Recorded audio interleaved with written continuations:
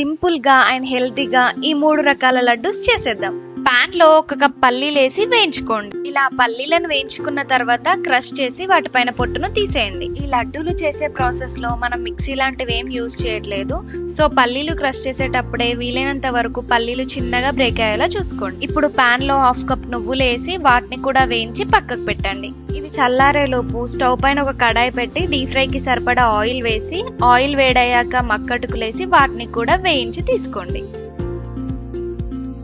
ఇప్పుడు పాకం కోసం స్టవ్ పైన పాన్ పెట్టి 1.5 కప్ బెల్లం వేసి పాకం వచ్చేంత వరకు కలుపుతూ ఉండండి. స్వీట్స్ ని ఇష్టపడే పిల్లలకైతే ఇవి healthy and simple snack items. బెల్లం కరిగి పాన్ నుంచి సపరేట్ అయ్యేంత కన్సిస్టెన్సీ వచ్చినప్పుడు ఈ పాకాన్ని 3 బౌల్స్ లోకి డిస్ట్రిబ్యూట్ చేసుకోండి. ఈ 3 బౌల్స్ లో ఫస్ట్ మనం వేయించి క్రష్ చేసి పెట్టుకున్న పల్లీలు అండ్ నువ్వులను వేసేయండి. తర్వాత ముర్మరాలు అండ్ మక్కటుకులు థర్డ్ బౌల్లో వేసేయండి. నాకైతే బెల్లంతో ఈ 3 ఐటమ్స్ సింపుల్ గా అయిపోతాయి అనిపించింది. మీకు ఇంకేమైనా ఐడియాస్ ఉంటే కామెంట్ చేయండి. ఈ 3 ఐటమ్స్ బెల్లంలో బాగా కలిసేలాగా మిక్స్ చేసుకోండి. మిక్స్ చేసుకున్న తర్వాత లడ్డూలు చేసేయడమే.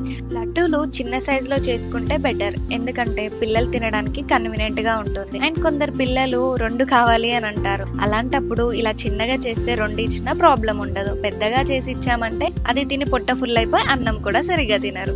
చాలా సింపుల్ గా అండ్ క్విక్ గా అయిపోయింది కదా, మీరు కూడా ఒకసారి ట్రై చేయండి. మా సమ్యుకి 3 లడ్డూలో పల్లి అండ్ నువ్వుల లడ్డు బాగా నచ్చిందంట. మరి మీకే లడ్డు నచ్చిందో కామెంట్ చేయండి. అలానే మన ఛానల్ ని సబ్స్క్రైబ్ చేయండి.